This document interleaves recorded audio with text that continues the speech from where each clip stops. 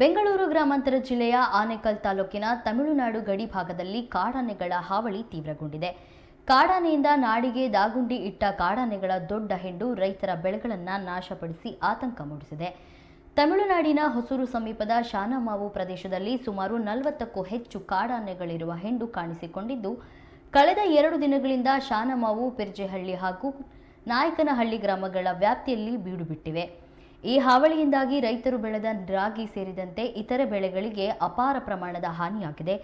ರಾತ್ರಿ ವೇಳೆಯಲ್ಲಿ ಕೃಷಿ ಭೂಮಿಗೆ ನುಗ್ಗುತ್ತಿರುವ ಕಾಡಾನೆಗಳ ಹೆಂಡು ಹೊಲಗಳಲ್ಲಿ ಬೆಳೆದ ಬೆಳೆಗಳನ್ನು ತುಳಿದು ನಾಶಪಡಿಸುತ್ತಿದ್ದು, ರೈತರು ತೀವ್ರ ಕಂಗಾಲಾಗಿದ್ದಾರೆ.